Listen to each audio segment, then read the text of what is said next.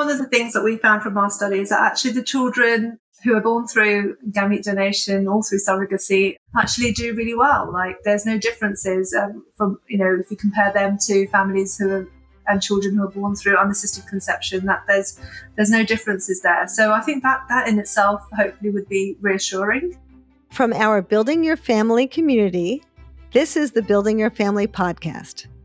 I'm your host, Lisa Schumann, author, researcher, and reproductive medicine therapist.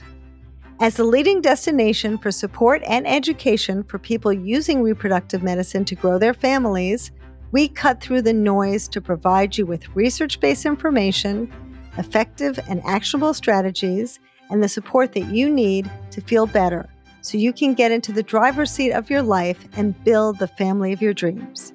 We look forward to seeing you inside.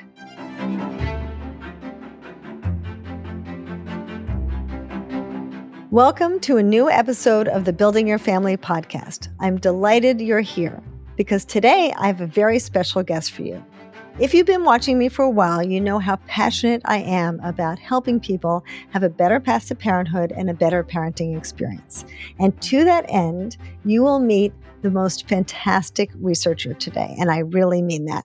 Her name is Dr. Vasanti Jadva, and she is a researcher and is meeting with us online from across the pond from the University of London. She's been a professor there for some time and has published many, many research papers. I think there's probably almost 80 publications, including publications in our organizational journals called Fertility and Sterility and Human Reproduction.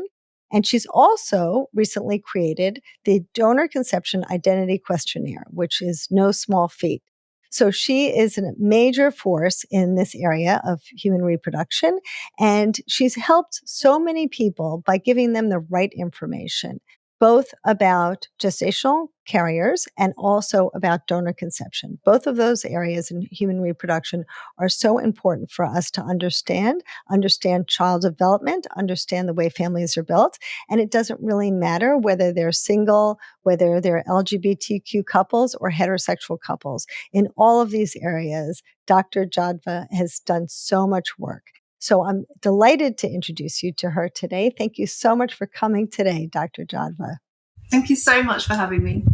So tell me a little bit about, and I guess we could just dive in here, about what you think people need to learn, because there's so many publications that you've been part of, so many research studies. I'm sure that there are a lot of people asking you to get invested in so many different areas. How do you think about this in terms of what should I do next? What should I be investigating next? What's going to be most useful to recipients or donor conceived people? Well, I've been working in this area for some years now, and I've been, very, very grateful to be working with Professor Susan Golombot for most of my career so far. A lot of her research, as you may know, looked at families that were headed either by heterosexual couples or by same-sex couples, single women, single men, and they may or may not have been genetically related to the child. That body of research has really shown that regardless of the structure of the family, the gender of the parents, that children can flourish in these families. Now, I guess my research currently is looking at some of the variation that we find within family units. So rather than seeing how families might differ from one to another, I'm really looking at some of the processes that happen within those families. And so what are you looking at specifically in those families? What are you curious about finding? Yeah, so currently a lot of the studies that I've been doing have been looking at interests people might have in their donor connections. So donor conceived people that may be searching for others that are born from the same donor or for the donor themselves. So as you mentioned in the introduction, I've just published a paper where we looked at the Donor Conception Identity Questionnaire and looked at how donor conceived people might think about their donor conception, because we know that that varies. We know from some of the research that we've done that people can feel quite negatively about how they've been conceived, and we also know from other research that we've done that people can feel quite positively. Others who really don't think about it at all, so it's something that rarely comes up for them. So there's a real diversity in terms of how people can think about being donor conceived. And so what that study was trying to do was to devise a questionnaire or a scale that we would that would enable us to tap into those differences. And then we mapped it against existing standardized psychometric scales of things such as stigma or an identity development. And we're able to show that it does map on to existing scales, which is a way in which we would say that the scale has validity. It's tapping into similar things that existing scales are doing. And we were able to show with that scale that there is a difference in terms of people who are actively searching for their donor connections compared to those who are perhaps interested but not actively searching. So again, there's variation there as well, right? So some people are really interested and really need to know who their donor connections are, and others are sort of curious but don't really mind if they don't find them, and others yet are really not interested at all. And what we found in that study was that those who were searching for their donor connections tended to feel more negatively about being donor conceived compared to those who were just sort of happy to find connection but were not actively searching. And we also found differences in terms of internalized stigma. So those who were, again, really actively searching were scoring slightly higher than those who were just open to contact in terms of internalized stigma as well. And we were able to do that with this new scale that we've developed. That's so fascinating. It's really amazing that you've been able to do this and create it, and it's such a gift to our field. I guess I'm also wondering, not to complicate matters, but we see so many families, and I suspect you have too, where you could be two people in the same family. In fact, I have twins in my practice who feel very differently. And so, to what degree does temperament or personality play a role in how you feel about your story or about searching? Yeah, so going back to that sort of what are the processes within the families that make a difference is really a new area of research. So we're only just beginning to do some of this work. So, for example, we know that the age of disclosure might have an effect on how people think and feel about being donor conceived. We did an earlier study where we looked at attachment with parents, and we found that adolescents, who were securely attached to their parents, were more curious as well. The body of literature is still new in that regard. Of course, we know there's variations. You've said yourself, you've come across variation within a family. So it's likely that those sorts of things such as temperament and individual differences will also play a part. But there's so much more work that needs to be done. This is something that I can see the field moving towards in terms of understanding some of that variation. Yes, there's so much to think about. I used to run a group for donor conceived children called Tip Top, where they learn how to disclose to their friends or family if they'd like to. And even among children in families where they're, let's say, close and they're talking about donor conception, they're feeling good about it. Some children seem to feel awkward about it. Some children didn't. But I also feel like people are different, right? I mean, I suspect we also have to kind of make room for variations in personality types. Absolutely, and where yeah. you are in the family, right? Where, children who are the oldest may feel differently than children who are the youngest. And there's probably so much to look at. Yeah, absolutely. And also, your friendship groups might differ as well. So, and like you say, you mentioned age there. So age and the context in which you're growing up changes, as we know as well. So things might be more acceptable at a certain phase compared to other times. So age does really play a part as well. So I'm just thinking back to some of the earlier studies which we did, where parents were told, for example, that they don't need to tell their child that they're donor conceived. And that has, of course, changed now, with parents who are having treatment now more likely to be encouraged to share that with their children. And we know from our studies that more and more people are telling their children now. So, but of course, the context does matter as well. So yes, individual differences, but also things outside of the family, as well as those family relationships, can also differ too, from one child to another. Mm-hmm. Yes. Yeah. It's fascinating. It's so fascinating.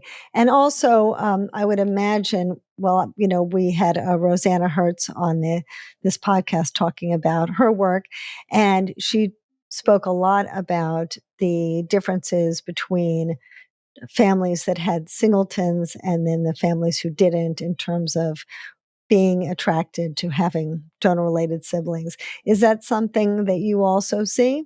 So we found this in one of our earlier studies that those who were searching for their donor connections were more likely to be headed by single women or same-sex female parents. But that has also been found by other researchers, as you mentioned. Joanna Hertz has found it, and also other researchers in the US have found similar trends as well.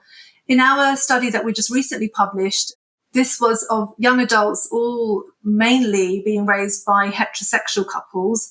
And they also showed variation in their interests. So yes, you might find variation between these different family structures, but even within a family structure, there can be variation there too. I think it's more complicated in a way than simply saying, one family type might be more curious than others. I think it's sort of, again, looking to understand why that might be. For example, the earlier study also found that those who had a single child were more likely to search for their donor connections than those who had siblings. So, yes, looking at the literature more broadly, certainly there are these sorts of patterns and trends. But like I said, even within a family structure, so to speak, there is variation there too. It's so interesting. And so, although many people and many of the people that I see really want to kind of pin down a formula because they feel like, okay, well, I'm going to do this. I want to do it the right way. I want to do the best thing I can for my children. Give me the formula. And we know that speaking early to children is ideal, but we can't predict exactly how every child's going to feel. Absolutely. And of course, life will throw its own things in the way as well. So even if you had it all set up, you really can't predict what's going to happen next. So it's very hard to make predictions like that.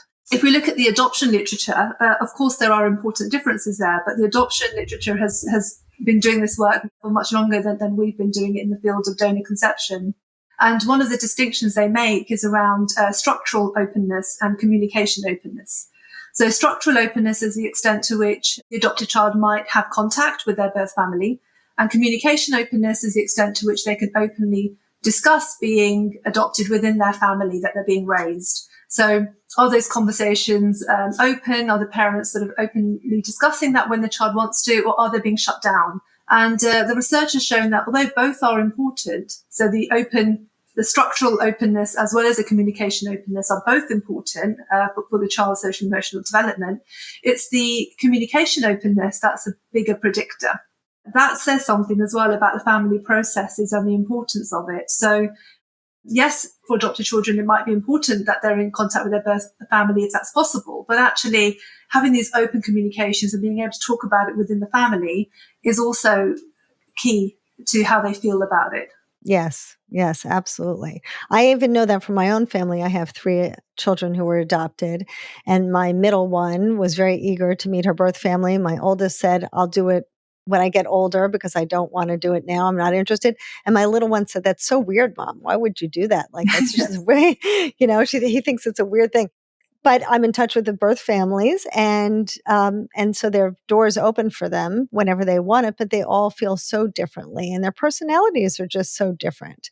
And so I guess it's important for people to feel like there's no pressure to fit into a box. Yeah, and I think keeping those communication channels open within the family is going to be important for the child. Yes, and so at least they know that even if they're not interested, you are an ally in their self-discovery, right? And that's so valuable. And I think people don't really think about that enough, but that's, I think, by itself, such a valuable attribute as a parent to feel like you can be that person for your child. Mm-hmm. What about the differences between donor egg and donor sperm families? Have you seen differences in their experience or in the degrees to which they're open or feel comfortable being open? So we've been running the UK longitudinal study of assisted reproduction families since around the year 2000. That's when the study began. It was being led by Professor Susan Golombok, and we were running it at the University of Cambridge Centre for Family Research. And I've been involved in that project since it began. So we first saw the families when the child was aged 1, went back to see them when they were 2, 3, 7, 10, 14, and most recently at the age of 20. And in that study, we've had families all headed by heterosexual couples. Some of them had used donor eggs, some had used donor sperm. some had used surrogacy, and then we had a comparison group of families that didn't need to any assisted conception to have their child. Over the years, we've found that there's very few differences in terms of how the families are doing. So in terms of how the children are doing, there's no differences between children's psychosocial adjustment at the different ages that we've studied them. We do find differences in terms of rates of disclosure. So the sperm donation families were far less likely to have told the child, and were the least likely to intend to tell the child. So in those early years, the question was around, will you tell your child? Wow. And then the surrogacy families were the ones that were most likely to tell the child, and they were the group that went on to be the most likely to have told their child when the child was older. So we do find differences there in terms of disclosure. All these families, like I said, would have had their child around the year 2000, when the advice still at the majority of fertility clinics in the UK at least was that you don't need to tell your child. So that has since changed. And our more recent study, which we've started, I think almost 10 years ago now, I think, it's using ID release egg donation, we find the rates of disclosure much higher in that study. So there is this shift in terms of parents more likely to tell their child, although it's not 100%. So some parents do still decide not to tell the child, although it's only when we'll go back that we'll actually have an indication. Because one thing we also know is that the intention to disclose doesn't always translate to actual disclosure. So it is really important to go back and actually follow the families up as a child grows up. Yes, absolutely.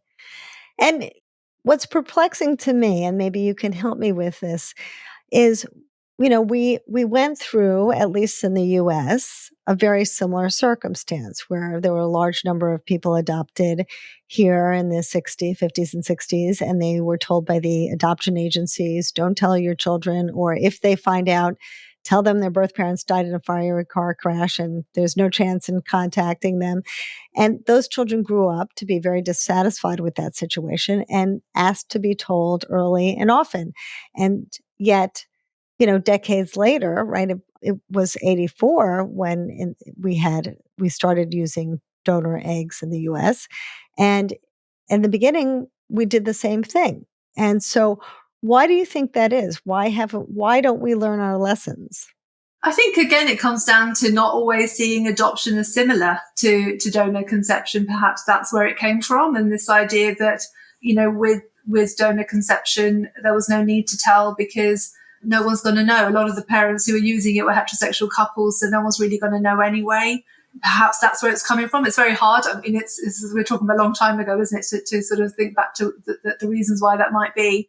I'm not sure, but yeah, it could, I'm assuming it could be something around that. But yeah, I'm not entirely sure. I think it has changed now, though, and I think the advice now is to tell. And of course, with research now showing the increasing numbers of people who are finding out that they're donor conceived through, direct-to-consumer DNA tests, for example, that's another reason why parents are probably choosing to tell their children much younger as well, potentially. But even before then, I think there was the shift in advice was leading to more people telling. Imagine your beautiful future. You're snuggling with your child. You feel so connected to them. Your friends and family are so happy, and you have everything that you've ever wanted. I want this for you too, but I want more than that. I want you to feel secure knowing that you've made the best decisions, not just short-term, but long-term for your future family. Wherever you are on your journey, whether you're choosing a donor, choosing a clinic, learning how to talk to your donor-conceived child about their origins, all of these decisions will have wider implications for your future. And I want you to have the right resources so you can feel empowered and confident at this very important time in your life.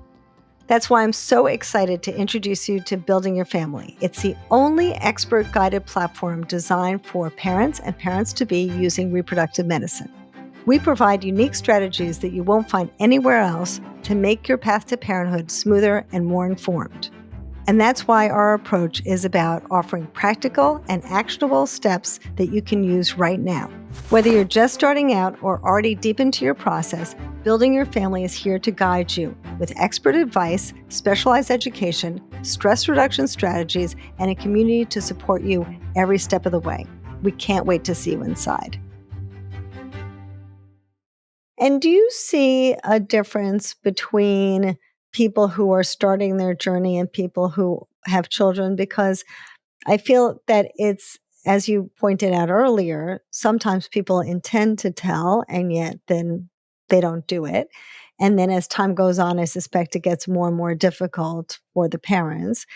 But the other part of it is that I see parents who finally feel like, I can connect with this child. They imagine as they're going through their infertility treatment that this child might not care about me or bond with me or feel connected to me if they're not connected to me genetically.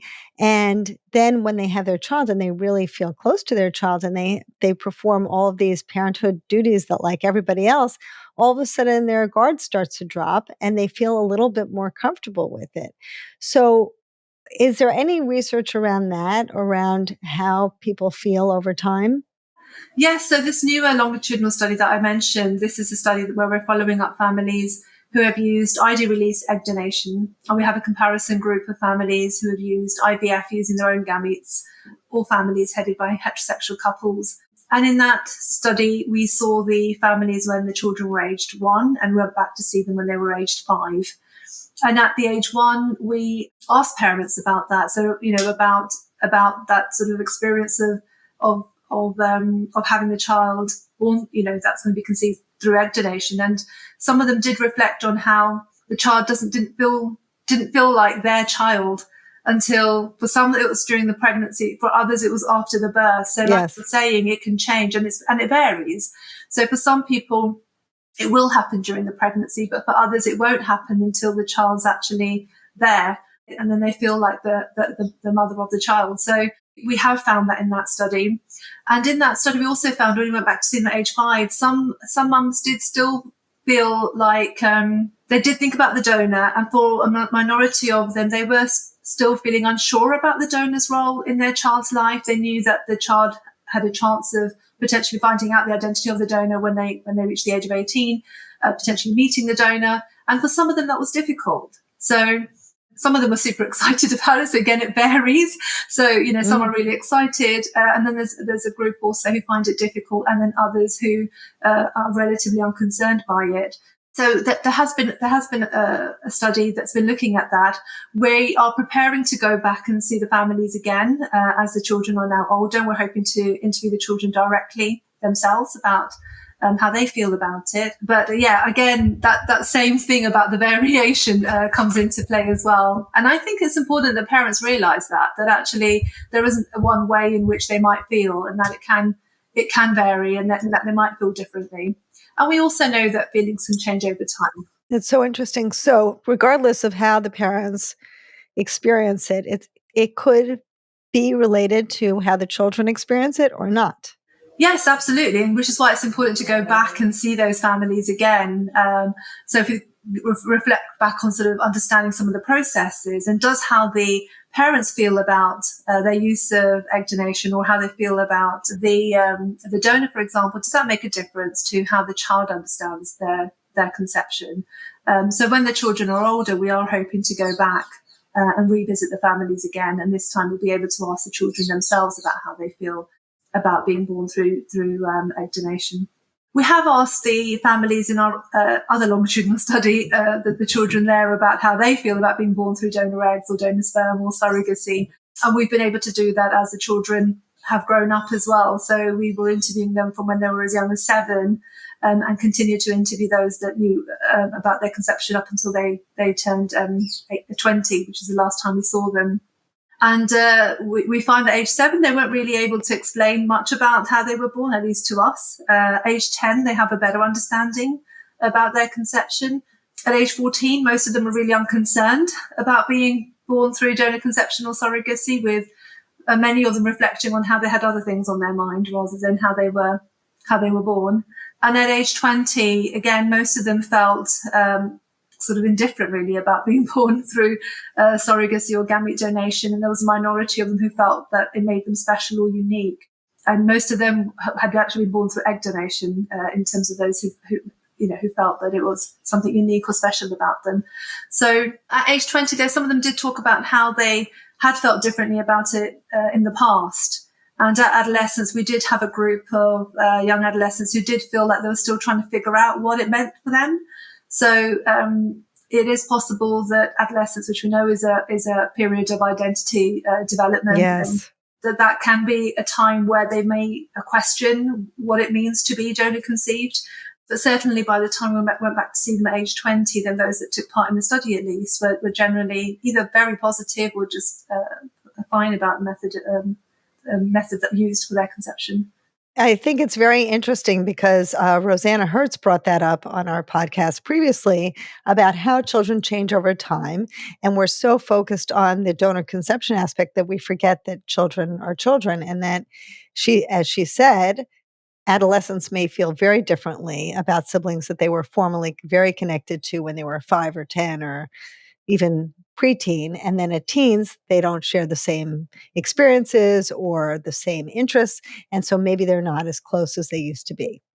Absolutely. And so, how you can think about something or, feel about your donor conception or surrogacy can also change over time as well. And we know that relationships themselves can vary and can change over time too. So perhaps it's not surprising when we think about how that might also apply to relationships that are formed through donor conception or through surrogacy. So in our longitudinal study, hardly any of the young adults, when we interviewed them, knowingly knew others who had also been born through surrogacy or gamete donation. So again, there's variation there as well. There might be some who are part of these sort of networks who might join the support groups and might then connect with others who are born either through the same donor or just others who are donor conceived or born through surrogacy. But there are others also who don't have those connections as well.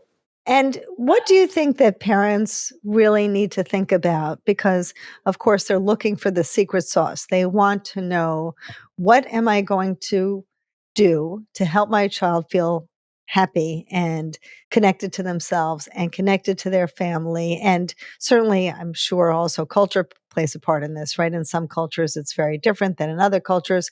How are they going to feel connected to my culture if, let's say, I'm from an Italian family and the donor's from an Irish family, and this child may not feel Italian, and I'm very connected to my Italian relatives, and maybe my parents are not going to feel great about it. And so I have all of these things swirling in my mind, and I want so badly to have this intimate relationship with my child.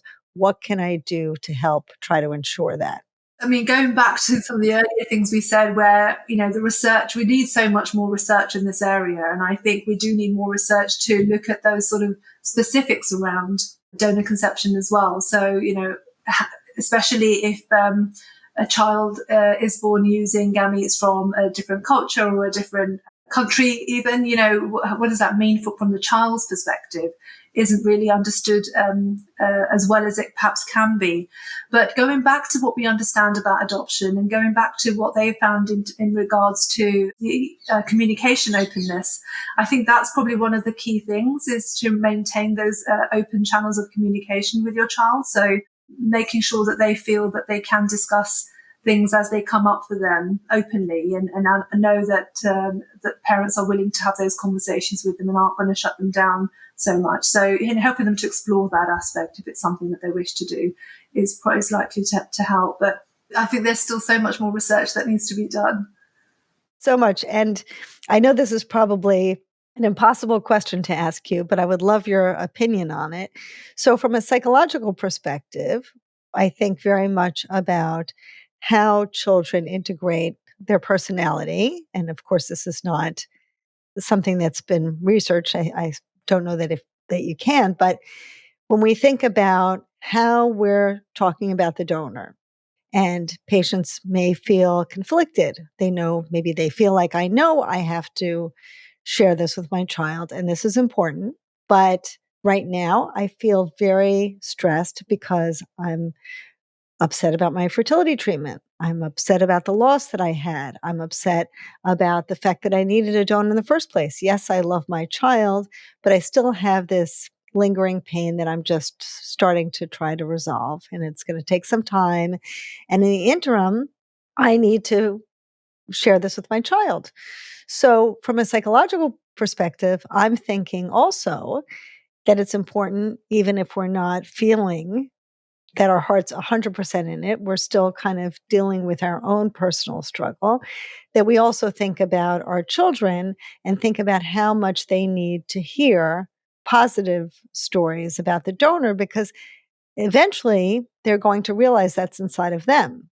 And so even if the parent feels like the child's just like me and the child feels very integrated into the family, there's going to be some part of them, even if they're not interested in searching, that they know belongs to another person's genetic pool, right?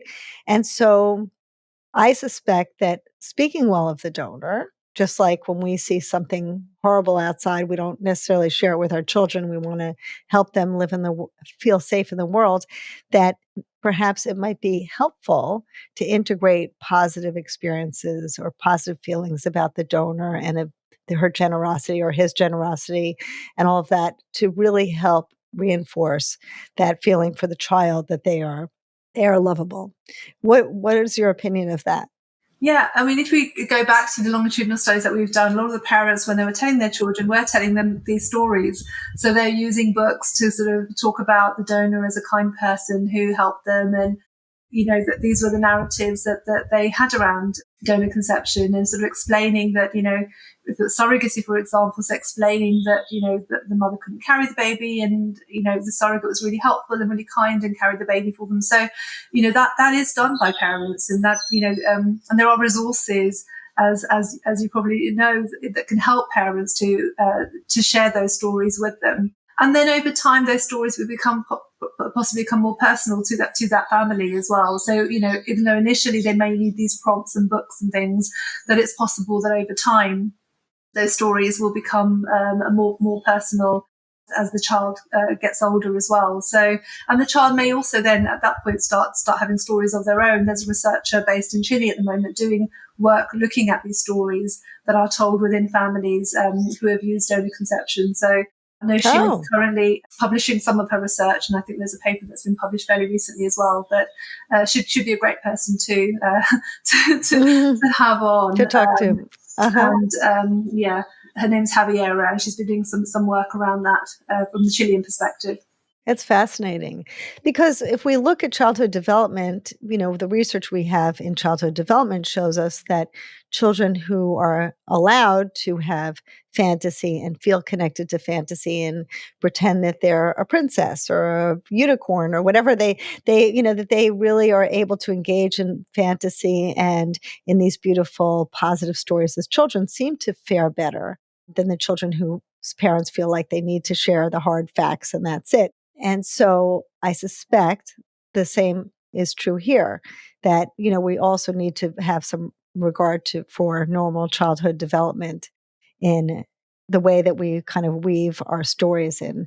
Yeah, and like I said, it's certainly some of the stories that were used by parents in our studies have been these sort of stories about a helpful man or a helpful woman who helped them have their child. Mm-hmm. But we haven't done the larger systematic studies, I guess. But that's coming, I think. Mm-hmm. So how do you approach this?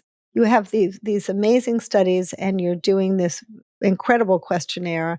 But as you're sharing, there's so many variables to think about.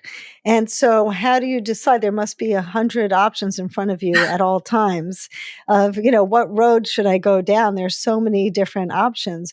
What do you feel is uncovered or mostly uncovered, or where do you think that there are areas that we really need to get into that we haven't yet?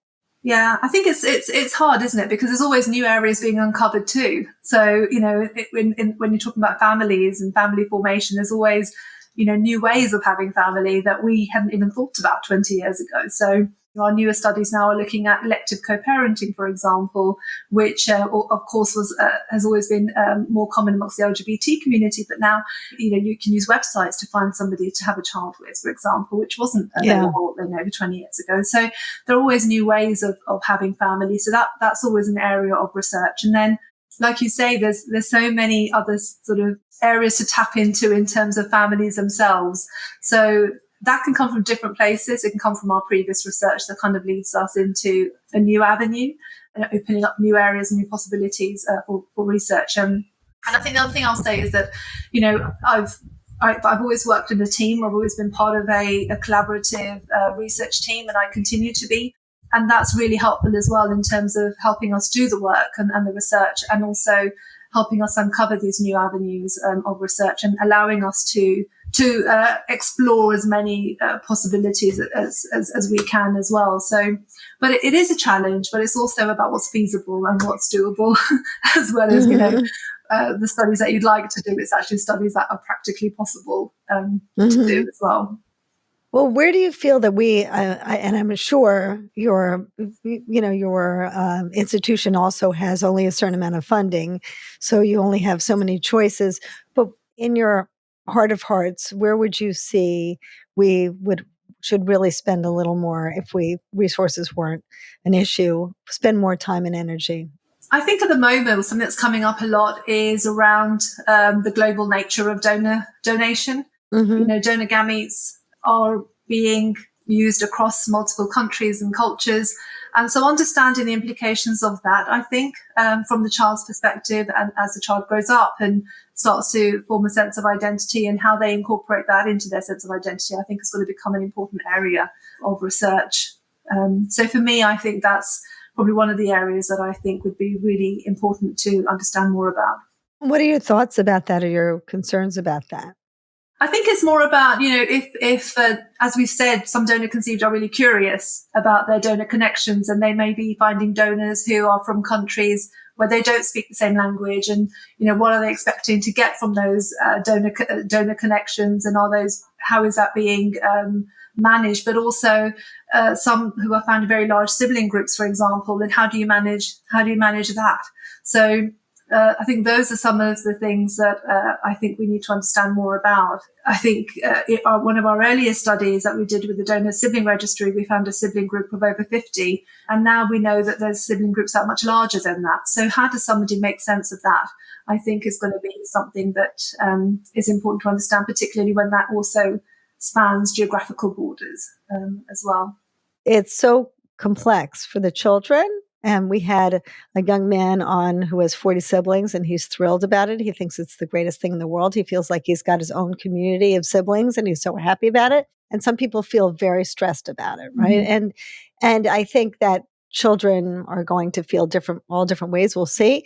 But also for the donors, I suspect this is so stressful for them to feel like they have this pull to both want to have their own lives and yet feel this sense of obligation to all of these families they've helped all of us create. Yeah. And I, like you say, I think it's important to understand it from the donor's perspective, the donor's own family as well. Like what are the implications there and what are the outcomes there? And I think that would be an important area of further study.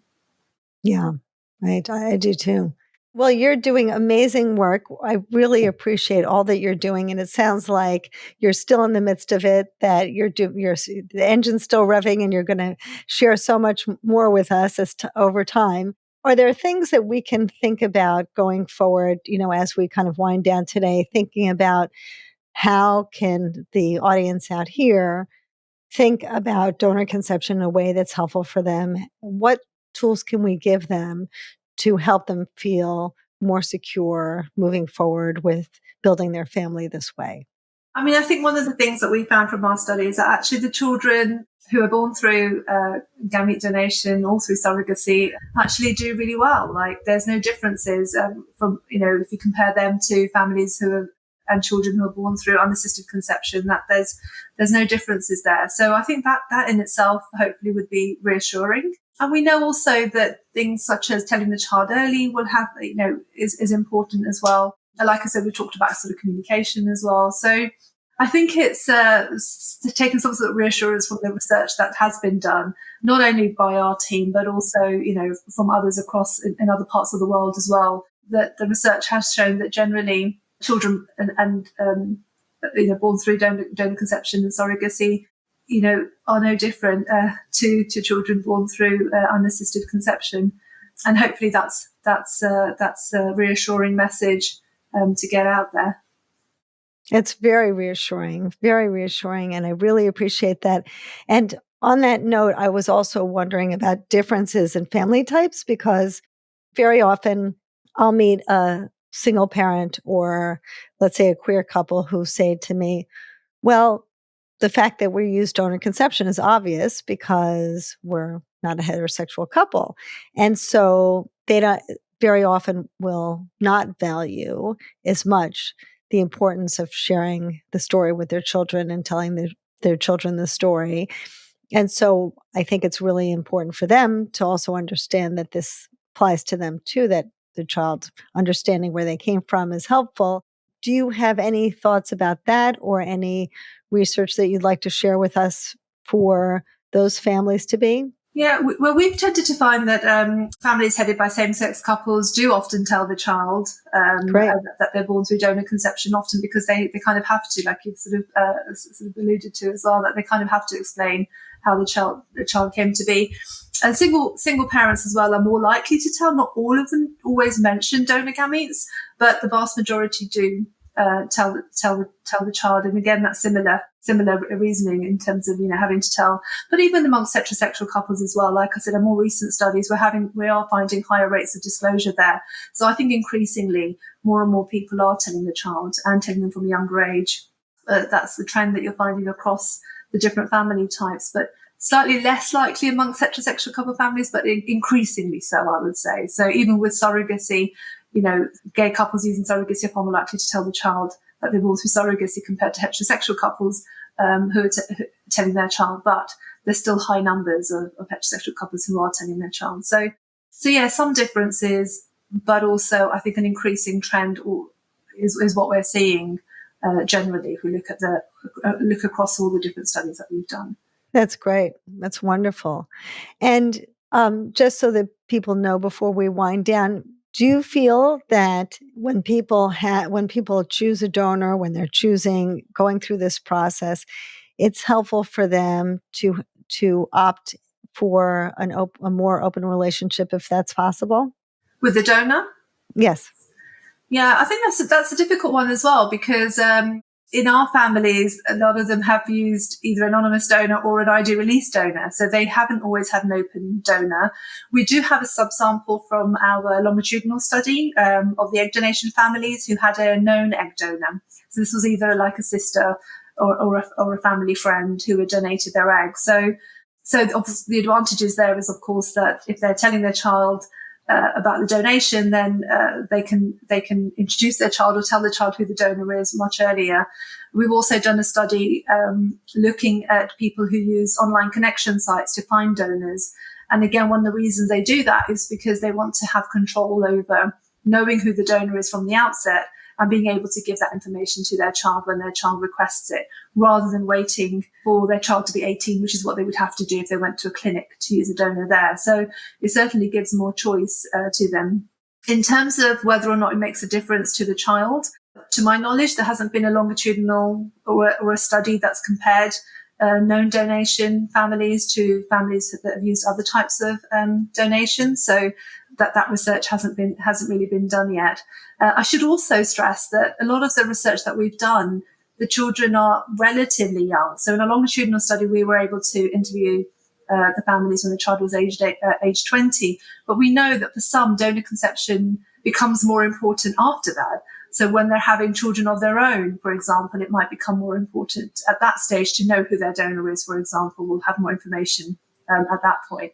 So although the research is reassuring, there's a cap as to when we've been following up the family. Mm. So it is important to actually see what this is like for donor conceived people even into adulthood, and to continue to follow up the families as the young adults begin to have families of their own, and where donation might mean something differently.